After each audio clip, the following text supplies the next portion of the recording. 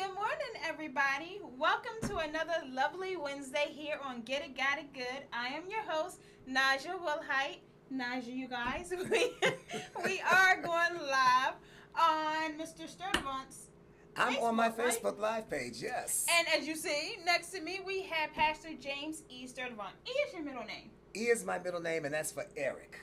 That Really? is for Eric, yes. Yeah, my middle name is Eric, and I was named as a result of, with my mom, someone that was a very, very well-mannered, very meticulous individual in the neighborhood when she was growing up. And so she gave me the name because she spoke over me that she wanted me to be that type of an individual. So let me just tell you guys, and I know you believe this because I've been watching your stuff. Yeah.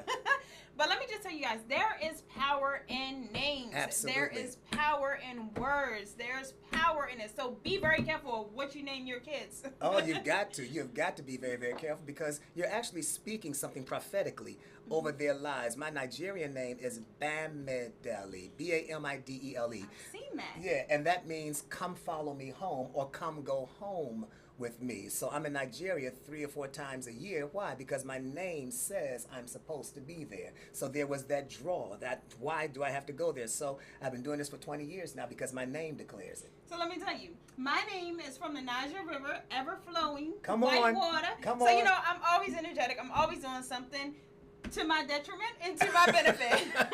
I cannot stop, you guys. I am a workaholic. It is what it is, but it doesn't matter as long as you love what you're doing. Absolutely, Right? absolutely. And once you love something, it's no longer work. It is not at all. It is not work. It's more fun, and you get into it. I'm an artist, so I come from the dance world. Okay. Right? And so it's the same thing if you're painting, drawing, Absolutely. or dancing. You get in a zone. Absolutely. You don't realize how long you have been working. Yeah, yeah. So for me, I'll forget to eat. Now, you know, when I was coming up, my expertise was I was a singer. Mm-hmm. I did stage, I did television, I did commercials, I did plays. And so being in a public platform and always going, as long as we were performing, it was excellent. You know, that's what I love to do. So some of that pours over into what I do now. You know, it's all of those things, yeah. Exactly. It's the stage. We're on stage. Absolutely, absolutely. They say the whole world is a stage. Everyone plays their part. So we're just here going through this stage of life, you know, doing what we're supposed to be doing. Everybody plays their part. You guys, you can create your part though. Absolutely. You don't have to have somebody else speak those words and have you go in a direction that is not meant for you. So choose your own path.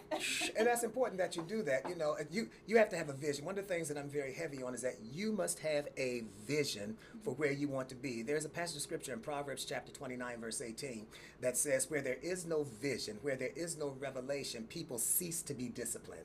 So your vision of where you want to be, listen, your vision will choose your friends for you. Your vision will choose where you're going to go, how much money you'll spend. Why? Because I know where I want to be at a certain stage in my life, and so I can't afford to do certain things now. Exactly. Yeah. So you have to have a vision. So then what do you say to those who do not? Say, I don't know what I was put here for. Well, you know, the Bible says something. It says, in all of your ways acknowledge him, and he'll direct your path. And so I believe that it is possible for all of us to know what we're supposed to do. There's a passage of scripture in Romans chapter number 8, verse 28, Romans 8, verse 28, and it says this, it says, all things will work together for good to those who love God and are the called according to his purpose, meaning that he has called each one of us to do a particular thing. We have a purpose. I tell people that you are not an afterthought, you are not an accident, you are an assignment. I don't care what your parents tell you. That's right. Even if That's they tell right. you were an accident, you were meant to be here. You have to be here because if you consider that there are some 5 million sperm that came from the father trying to get to one egg in the mother, and you survived. Exactly. That means that there's no way that your life does not have value. There's no way that you can... Listen, the job cannot really afford you. They just try to tell you what your worth is by giving you a salary. And the job is what they will tell you to do. Your work is what God called you to do. So let me tell you something. Come on. Because I tell people this all the time. Yeah. Right? You will never be paid what you're worth. Come on. That's when right. you have a job. Absolutely. Right? Absolutely. They're paying the position, not you. Not you can be you. the hardest worker, That's the right. worst worker, That's and right. you're still going to get paid the Absolutely. same thing. If you want to be paid what you're worth, Yes. you have to go and create your own path. You've got to create. You Mhm. have to Yep. do it. Because if you don't, then you'll wind up being mad at them for devaluing you, when the truth of the matter is they did not devalue you. They just paid what the position was. You devalued yourself by accepting the position. You settled. That's it. That is and it. then you got comfortable in your routine that it was too much work to change it. Or created bills that made you become a slave to the routine, because if I walk away from this, how is this bill going to be paid? How is that going to be paid? I'm teaching right now in our ministry that while this shutdown is going on and they quote unquote have shut down the government, what it does is it gives you an opportunity to do what you could not do because you had to go to work from 9 to 5 or 9 to 7. The very dependable, stable, absolutely, government jobs. Absolutely. What I told y'all. That's right. You know, nothing is dependable except what you can do for yourself. And you've got to do it for yourself. And sometimes you have to have situations like this to force you. I think you used the comfort zone a minute ago. It forces you to have to do something because you can no longer rely on resource. That prefix resource means that it is something that is another form of your source. You have the ability to create your own wealth. The genius that is in us that we don't even tap into. By the time most people die, they have only tapped into about 10% of what they really, and I'm talking about when they die at 80, 10% of what they were really having the ability, the ingenuity, the creativity to actually be. So we had a guest on here, Gerald Hoover, who's an author, shout out Gerald, who was stating about the talent in the penitentiaries, right? Yeah, yes. In the jail system. Yeah. And I was saying how there's so much lost talent behind bars and in the cemeteries. Absolutely. And that's it. One of the things that happens is that most people have never really tapped into their own isness. I made that word up, is-ness. They've not tapped into their own isness, and so they wind up becoming what someone tells them is their identity. The richest place on the planet is the cemetery. Because people die without ever fulfilling their potential. There are books that never got written. There are businesses that never got started. There are homes that never got built. And all of that is in the cemetery. One of my mentors, the late Dr. Miles Monroe, he said something to me. He said, James, die empty. In other words, he says, let your entire life, absolutely. So anything that I know, I'm trying to tell everybody everything I know. And some people are intimidated by that because if I tell you everything I know, you can put me out of business. But the truth of the matter is, if I tell you everything I know, it now releases you to step into everything. And one of the problems that has happened in the so-called church is that people have had a certain type of mentality where there are two ways to lead. One is to make somebody not know everything, and so you keep them indebted to you. The other is to tell them everything that you do know so that they can put you out of business. But it releases them to fulfill their assignment so that they don't become a drain on you and your assignment. But you'll never be put out of business, you guys. You know why? Because there's always somebody else to always, teach. Always. Oh, that old saying about each one teach one, each one reach one, it's very, very real. You know, everybody needs at least 3 people in their lives. One person that is before them that can mentor you. One person that walks with you so you can have a comrade on the journey. And then one person that is behind you for you to mentor. See, that's awesome. Everybody ought to have at least 3 people in their lives. If you're the sharpest knife in the drawer, you're in the wrong drawer. If you are the smartest person in the room, then that's the craziness of why our community is as it is. But if you reap, you sow. And when you reap what you sow, and the more you sow into other people, absolutely, the more you can reap. Absolutely. And so in our community, we have this disconnect between the church and between, you know, our families. And you have done a whole segment on dysfunctional. That dysfunctional family. Yeah. Yeah. So in one of the parts, you guys, I actually posted on my Facebook account one of your videos. Okay. Part 14. I don't even know. We've been in it forever. But you were stating how, you know, it's a lot of times you see us in the church and then you see daddy at home or somewhere else or something else. How does that affect our families, number one? And then what does that mean from the black male perspective? Because as much control as I may take, I am not a man. Exactly. You know, and I was raised, and I've told people this, so it's not anything new. I was raised by a man who was a preacher. But there was so much domestic violence and there was so much sexual abuse on the kids. Mm-hmm. There was so much physical abuse. I was a twin. My twin was killed because my father pushed my mom down the stairs, but he was a preacher, you know. They say them preachers, you never know. So now, when the Lord calls me in to preach, Mm-hmm. you can imagine the confusion Mm-hmm. in my spiritual self, my emotional self, my mental self, because I'm like, how can you call me to be the abuse that I grew up in? You know, and so we have all of those types of dynamics that can be a dysfunction in the family, but it doesn't stop you from functioning if you address the dysfunction for what it is. And when I was growing up, I'm several years older than you, but I grew up in a generation where it was, you It don't doesn't talk look about. it. Yeah, I promise you I am. I know what you're saying. Because you're the age of my kids, Uh-huh. you know. So I raised my children to be like you, outspoken. If you see something, say something. We don't. It's not the old way where, you know, when I grew up, it was, you know, you're supposed to be seen and not heard. You guys, and I met some of his kids. They're awesome. And so it is the necessity of being able to deal with what is actually what it is. You know, there's a lot of secrets and a lot of secretism in families, and people don't talk about, you know, what auntie did to nephew and what uncle did to niece and what dad did to daughter and things of that nature.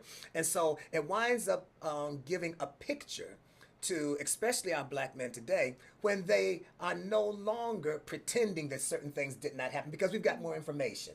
We've got more outlets. We've got more things that we can read, we can see. And our men, the greatest creation on the planet is when God made man, but then God says that the way I'm going to crown man to show his greatness is I'm going to give him a woman. The woman is the crown. She is the glory of the man. No matter how great a man is, the woman is the glory of the man. So a lot of what we're seeing now is the breakdown of a man knowing his place, a woman knowing that she is glory, and so she will demean herself, thus putting her in a position for the man to demean her. Because it then winds up being something that we play into from the stereotype of what happened from our slave. And we don't have enough show for me to talk about the whole concept of what happened from slavery, from where they would take our strong black men and take the strong black man, and they would bring out all other strong black men as well as women and children, and then they would make that strong black man be strapped down, and then white plantation owners would then go and have sex with that strong black man in front of other strong black men and in front of the women and the children. It was called breaking the buck, because we were called bucks then. And as a result of doing that, it would make every other strong black man say, I'm not going to be strong because I don't want to have that happen to me. And then it would make every woman start saying, I don't want to be with a black man because he is nothing more than a tool of sex, just like I am.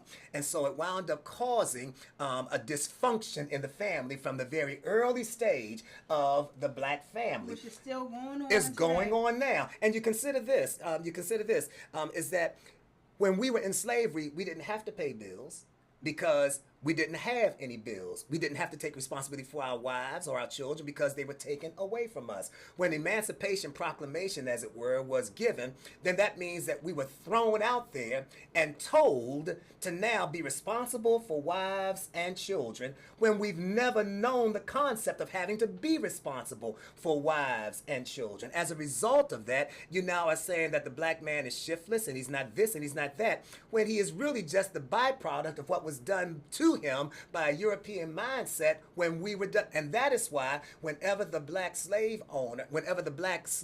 was walking around the plantation, here it is, the white slave owner would have the black man to wear his pants drooping in the presence of all of the other black strong men so that they would know that he had been a broken buck. It was a sign that he had been broken by the slave master. So when we're doing it now as a fashion statement, it is literally saying that as a black man, I'm broken.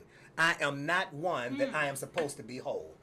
So I never knew some of that. So how do you then go and because I mean it takes a lot, but how do you then go and change some of that mentality and fix this? Because then that leads to depression, that leads to alcoholism, that leads to drug abuse, that leads to criminal activity, you know, all of these things, and then that leads to self-hate, which then leads to being abusive to others and everything Absolutely, else. absolutely. And the thing that's interesting is that it is not a quick fix. It's not a pill you can take. It is a systemic mindset that has to be broken. And the mindset is not broken until there is a commitment to a new system. And it's hard to commit to a new system when all that you have known is a system that, number one, was not designed for us. And people be saying, oh, the law needs to be fixed. No, the law does exactly what the law was supposed to do. It was never written with us in mind. And so you can't. We're not people. We're not people. So how can the law be for us when it was never written for us? So it's like, oh, we need to change it. No, you have to really get into supporting your own, establishing your own, and as you said earlier, having your own. We really have to make the investments into our own communities. We have to really be concerned about our own people. When I was growing up, if something went wrong, I did not have to wait for my mother to come home to discipline me. Everybody was an auntie or an uncle. I had people in my house, I don't even know who they were, but they were my cousins, my brother, because why? The African proverb is that it takes a whole village to raise one child. But, we all were a part of a community. There was one house that was a safe house. We knew we could go over, this house. We Go knew get some food. Absolutely. Get some food. This person was going to buy us popsicles when the Jack and Jill truck or the Good Humor truck came around. We knew that. We don't have that anymore. We have become dysfunctional as a community because the dysfunction of the family has now spread throughout communities. Now, I don't trust you. I don't trust another guy that looks like me. If I'm at my job and I walk into the job, if a person that walks in and they've got white skin, then I'm more respectful to them than a person that has the same position that walks in that's got skin that looks like me. Because that is a self-hatred, and it is something that is in the mental. And that's why it's not a thing that's going to happen because we say, okay, go take this 10-week course or whatever. No. The same amount of time that it has taken for this to get ingrained in us, it's going to take the time for it to get out of us, and probably even longer because we are so distrusting of one another. And we don't even think to look into ourselves for Absolutely. the answers. We're always looking, okay, outside. Where's my 40 acres in the mill still? So do you think that the answers can be found in church? Because even the church has become a place where people just try to avoid a lot of the time. Absolutely. I have a different concept. I call where we are a ministry, because the whole concept is that religion is a problem. I'm not into religion. I'm into relationship. Religion is the rules, regulations, robes, reigns, regalia, and rituals. I'm not into that. I'm into a relationship with one who came. The Bible is really a book about a king establishing a kingdom. That's what he says in Genesis chapter number 1, verse 26 and 27. Genesis 1, verse 26 and 27. He says, and let us make man, a species called man, in our own image, and let them have dominion over the earth. And so on the earth realm, we are supposed to be dominant. We are supposed to be in dominion. It is about a king. He is called the King of Kings. Well, if he's a king of kings, who are the kings? We are kings. We are kings, priests, queens. We are all of that. And because we don't know who we are, we then go to church. I'm not into church. We go to church because what we have now is not what was the original plan for God. It's become something because somebody who is in the position, because one of the worst things you can do is have a person who has never had power become power. And that's what happens when you've got pastors or politicians, and I happen to be a pastor. The thing is that there's a difference between what somebody is doing when they're fulfilling an assignment and somebody who is trying to fulfill an ego. And so we've got a lot of ego fillers that are going out here from the White House down to the local church house, and that winds up being a problem. It comes from the White House, church house, your house. It's a thing that when you have not known who you are, then you wind up trying to make everything be about you. The answer may not be in the so-called church, but we call ourselves ministries. Why? If you go over to Africa, where your name is from, if you go over to Africa, people in position are called the ministers of defense, the minister of finance, the minister, because minister makes reference to people who are in position of a government, not people who have titles within a church. We are supposed to be governing this world. Two different words. He says that the earth is where we're supposed to be dominion, but then he says go into the whole world. The world is a governmental system. We are supposed to infiltrate a governmental system with the greatness that we are as kings that was given to us by God himself. Not just going and sitting in church and singing and clapping and that's all we do. That's all we do. That's all we do. That's all we do. No, it is not that. What's the impact? Because we're singing and clapping and can't pay bills.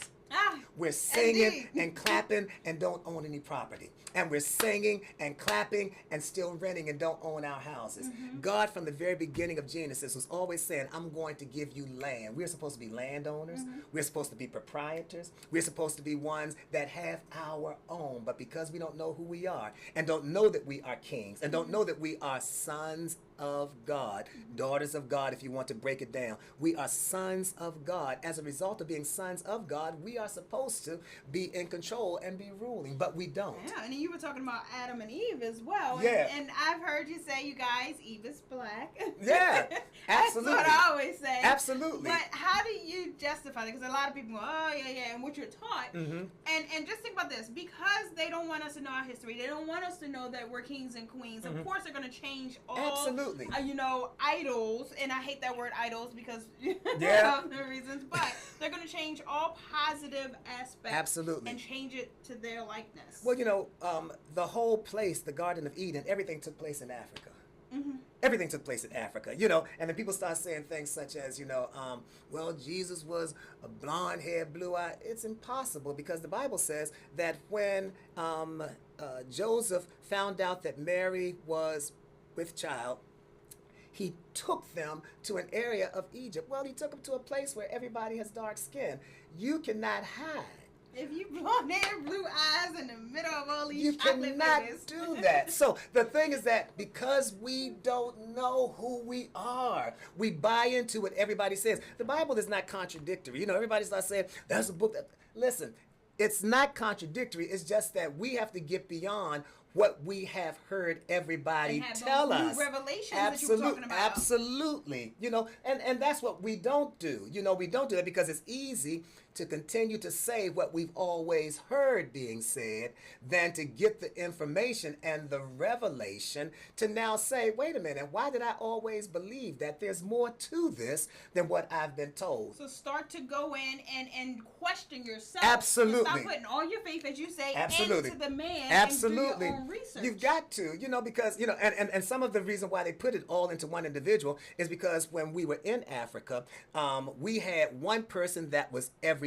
Every tribe had one person. That person was the witch doctor. He was their spiritual leader. He was their priest. He was all of that. That was the one person. Well, when we were brought over here, we then made the one person the pastor. And so now we have in the church one person that we want to be everything. But a good leader wants to let you know that it's not all in me. I want you to know that you have authority. You do this.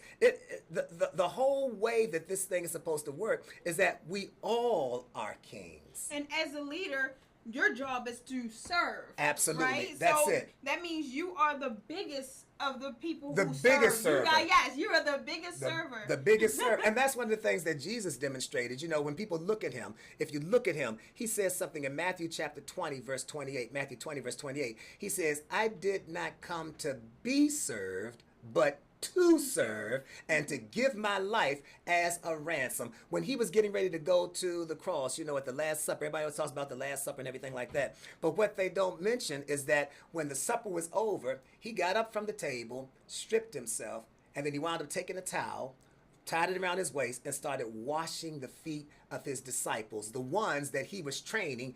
He submitted to wash their feet. And Peter said, you ain't going to wash my feet, Lord. He says, well, if I can't wash your feet, then you don't have any part of me. What was he trying to teach? If I, as your master, can wash your feet, then you ought to be able to go out and wash everybody else's feet. You ought to be the biggest servant. If you're going to have this so-called anointing and title, be anointed to wash feet. So then what would your suggestion be to anybody listening, especially, I have a soft spot for black men. Yeah. Because I have a lot of sons. Yeah. And a lovely husband. Absolutely. So what would be your suggestion to everybody, and then in particular, black males? Well, I do research. I've read everything from Jawanza Kunjufu, The Conspiracy to Destroy Black Boys. I am not just one that reads the Bible. I read everything pertaining to black people because I say you have to know your history and know yourself. Once you know your history, it gives you a tremendous concept about yourself. You know, when I was coming up in school, I was always called a bad kid. I was called one that was mouthy. I was called one that wouldn't sit still. In today's term, I would have attention deficit disorder. Oh, he said, I like my ADHD people. Hey, Yeah, me too. exactly. And guess what? You know, I'm productive, so hey. and they would do that. Why? Because what happens is that I had teachers who had a curriculum that really wasn't my curriculum, but they wanted me to squash my learning to fit to their curriculum. And so as a result of that, as we have in some schools now, is that they now are suggesting to parents, get your children on medication, get your children on this, that, and the other. Why? Because teachers want the children to fit within the parameters of how they want to teach. But people don't do that. As opposed to if you are the teacher, your job is to teach to the level that we can understand. Exactly. Not us to learn to the level you feel like teaching. And coming from the aspect that I am a teacher, yes, right? You have to be able to break down the lesson there it is. Based on the child's needs, the child's learning styles, the child's, attention span. Absolutely. And make sure if you cannot get that child to understand something, then you're doing something wrong. There not it the is. Child. There it is. Not the child. I always think it's amazing. I'll tell everyone, because I've got my children and they're grown. I say, if you, as an adult, expect the child who is a child to understand on the level that you are as an adult, either the child is a genius or you are an idiot. At some point, you've got to recognize that there is a distance between where they understand and the ability of you talking. That's why people, you grown, you should understand this. No, just because a person has breasts and a behind or pubic hair does not mean that they have developed mentally to the level of a parent would. And so most parents are just quick to try to get their children out that, well, you just too grown. So now you're pushing them into the world without skills. No skills. So we perpetuate the dysfunction. Over in Africa, do you know that a child goes to school, does 4 years of college, 8 years of college, lives at home the entire time, stays at home? If they get with someone and get married, they and their spouse live in the house of their parent until they can build their house, because we don't have the credit system over there. It's got to be built with no debt because we don't have make a loan or whatever. Everything there is paid for. So if you see somebody driving a car, it's paid for. They're in a house, it's paid for. So they stay there till they can be in that position. That's what they do in Africa. Please don't believe the hype that everybody's over there on zebras and giraffes and monkeys. Don't believe that. When I first went there, I took a young man with me, and he asked someone that was driving me around, said, where are the animals? He said, in the zoo. Where are they where you come from? But see, that just goes to speak on our ignorance. Absolutely. And that's a lot of places in the world where they keep their children at home. They cohabitate. Absolutely. There's multiple generations in one home. Multiple. It's only in this society that we're like, you 18, get out. And that's not from us. That is not from us. That comes again from the systemic breakdown of the family that we came from when we were brought to this country. See?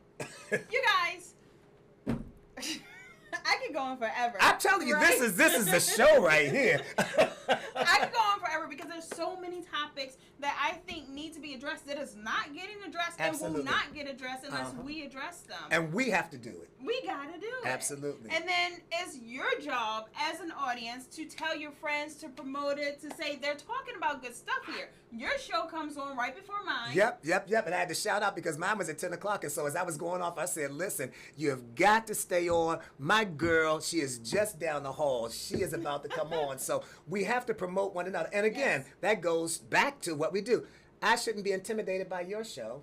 You shouldn't be intimidated by my show because we're both doing what we do. There's enough love to go around. There is enough to go around, So this is a good place for us to be able to talk about this, because this is one generation talking to another generation.